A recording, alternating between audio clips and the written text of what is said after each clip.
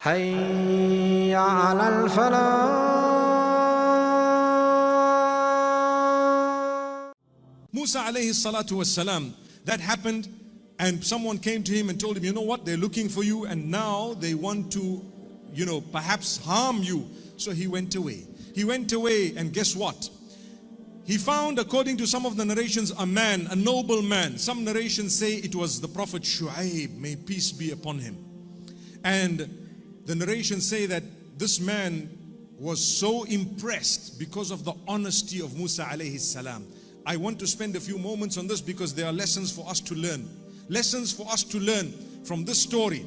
It is reported that when he arrived in Madian, he saw people. All these people were actually, they had their flock of sheep and whatever livestock they had, and they were helping the livestock to drink from the well. And there were two women sitting at a bit of a distance. And Musa alayhi salam got up to them respectfully and he spoke to them, what's wrong with you? Why are you not going? Everyone's going, you're not going to feed your sheep or your livestock. And they said, لا نسقي حتى يصدر الرعاء وأبونا شيخ كبير. Allahu Akbar. That means we will not go to quench the thirst of this livestock until the rest of the men move away. Imagine, look at the qualities they have. They're waiting. They know we are women, these are men. We don't want to actually expose ourselves there. We don't want to make an embarrassment of ourselves there. We'll wait for them to go and then we will come. And our father is an elderly man. Why did they have to say that? Some of the Mufassirin say the reason is, the first question that comes to the mind of the individual is, why are you doing this? There's supposed to be a man doing this. So immediately they said, you know what? We know that there's supposed to be a man doing it, but our father is old, so we're doing it on his behalf. It was not wrong. But they showed that there was a need for it. Like what we say, if a woman wants to work, for example, it's not wrong, on condition that the environment is good, it's conducive, on condition that she knows where to carry, how to carry herself, and where to be at what time, and so on. If there's a need, there's a need. But where there's no need at all, not at all, nothing. May Allah subhanahu wa ta'ala guide us to do the right thing. My brothers and sisters, something we learn beautiful from the story of the Prophet Moses, may peace be upon him, is he helped them, and in no time, he was a strong man. The flock was on its way back home. The father inquires, what happened? They said, wow, there was a man, and they described him, and this is what he did. He says, go and call him. They went, Allah says, فَجَاءَتْهُ إِحْدَاهُمَا تَمْشِي عَلَى اسْتِحْيَاءٍ قالت إن أبي يدعوك ليجزيك أجر ما سقيت لنا. One of them came walking very modestly. Very modestly, she walked to him and she said, you know, our father is calling you in order to reward you for what you did for us. Wow, subhanallah.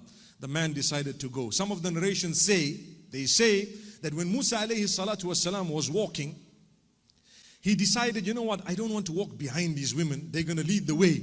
Let me walk in front of them so that they can at least tell me, we're going to the left or to the right, and I will carry on. I'm the man, and I want to lower my gaze, control myself. That was so loved, subhanallah. It's an act of honesty. It shows dignity. It shows respect. I don't want to abuse. People today, they see a woman and they see her behind. Astaghfirullah. What do? Bearded guys.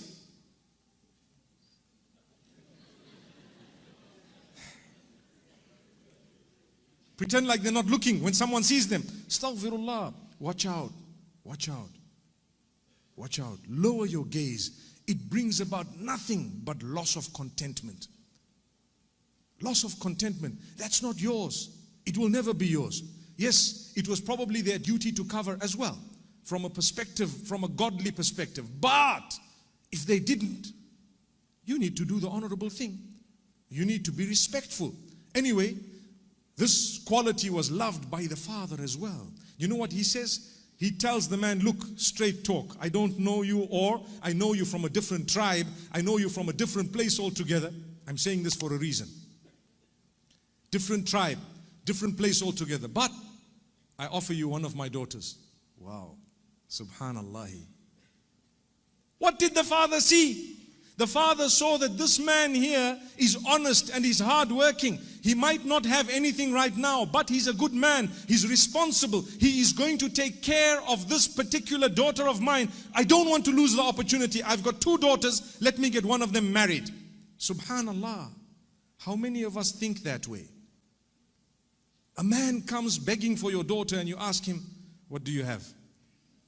What do you mean, what do I have? I've got 2 hands, I've got eyes, no, I mean money, cash. What car do you drive? What job do you have? What's your salary? What's this, what's that? You will tick off the whole list, but he doesn't have iman, he doesn't have responsibility, he doesn't have good character and conduct. No matter what else he has, your daughter will suffer in that home. But if you have married your daughter off to an honorable person who's responsible, he has character and conduct, and he has a relationship with his maker, even if he doesn't have all the glamorous things on earth, he's going to look after her like a queen. He's going to look after her better than you can look after the mother of the same child. One day the mother of that same daughter will come back to you and say, I wish you could look after me the way my son-in-law looks after my daughter. I think they would be too scared to say that, actually, especially in the Philippines. May Allah subhanahu wa ta'ala bless you all. May Allah subhanahu wa ta'ala grant you goodness. Look at the lesson. Why does Allah have to make mention of marriage in the middle of the story of Musa alayhi salatu was salam? Because it's important for us to learn a lesson. Don't just read it and carry on. Read it and learn the lesson and apply it as best as you can under the circumstances you live in. Do the honorable. So he says, okay, you work for me for a certain number of years, 8 years and so on, or 10 years. And what you do is, I give you my daughter, and then you can proceed, you can go away. That shows us something else. I think in some cultures, they say it is an insult for the son-in-law to come and live with his father-in-law. There is a word that they use for it, right? There is a word they use, insult. Wallahi, this is the messenger of Allah, higher than you and me, one of ulul azmi min ar-rusul, one of the determined messengers, those with determination. They were a specific 5, top of the notch, highest of the messengers. Musa alayhi salam, one of them. Guess what? He worked for his father-in-law. He worked for his father-in-law at a certain stage. That goes to show that sometimes what we believe is actually backward. There's nothing wrong. You're a happy man. I'm a happy man. Work for my father-in-law. So what? I have nothing to lose. Alhamdulillah. Few years he worked, and after that he went. Allah gave him profit.